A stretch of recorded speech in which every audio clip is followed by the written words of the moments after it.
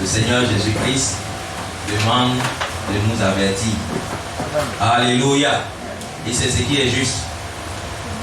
La parole de Dieu nous avertit sur tout ce que nous devons faire.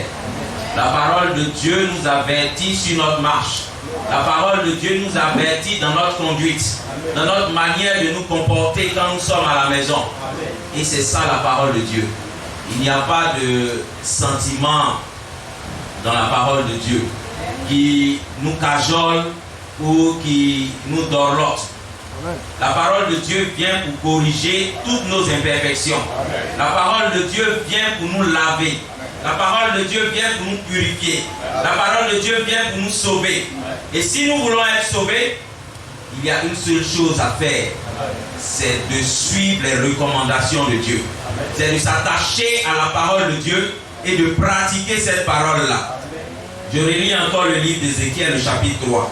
Si tu avertis le méchant et qu'il ne se détourne pas de sa méchanceté et de sa mauvaise voie, il mourra dans son iniquité et toi, tu sauveras ton âme. Alléluia. C'est pourquoi en toute occasion, en toute circonstance, il est bon de parler de notre Seigneur Jésus-Christ. Si la personne qui est en face de toi accepte la parole, alors lui, il est sauvé et toi aussi tu es sauvé. Mais s'il n'accepte pas la parole, il ira en son lieu.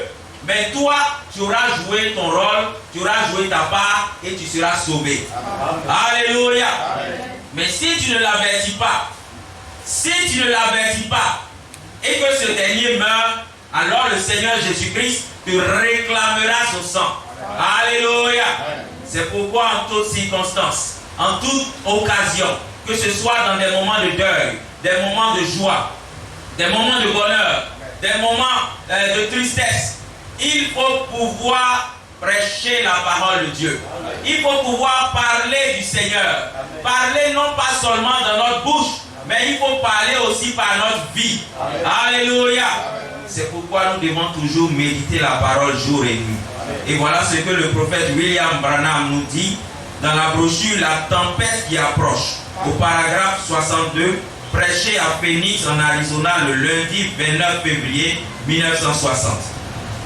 Oh, vous avez intérêt à prendre en considération un avertissement. L'avertissement peut être lancé pour vous aider à vous décider. Vous êtes libre d'écouter cela ou de refuser. Si vous refusez de l'écouter, eh bien, c'est votre affaire. Si vous l'écoutez, vous êtes en sécurité. Alléluia. Si vous acceptez d'écouter la parole de Dieu, vous êtes en sécurité. Si vous n'acceptez pas d'écouter la parole de Dieu, c'est votre affaire. Vous irez là où il faut. Alléluia. C'est pourquoi en toute circonstance, en tout lieu, en toute occasion, il faut toujours accepter d'écouter la parole de Dieu.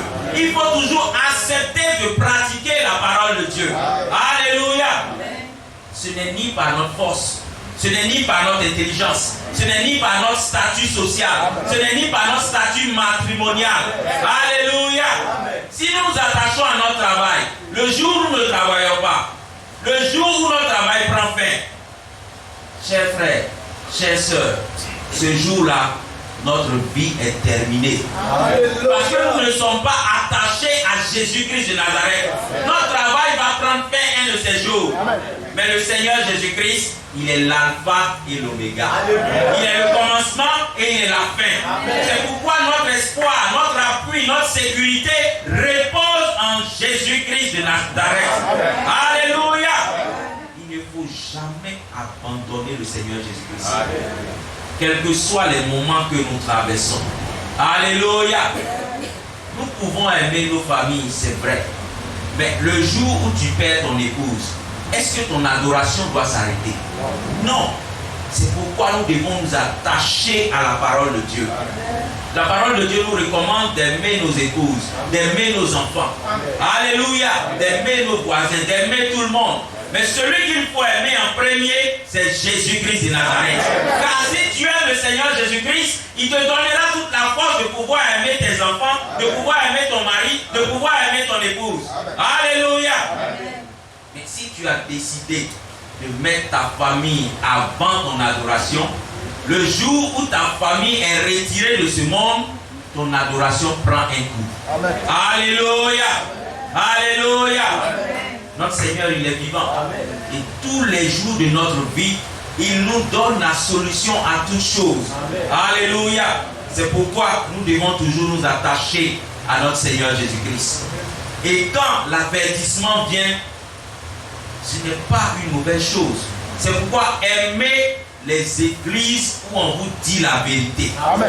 Aimer l'église où le pasteur ou le prédicateur se tient à la chair et il condamne le péché dans toute sa force et dans toute sa puissance. Amen. Alléluia. Amen.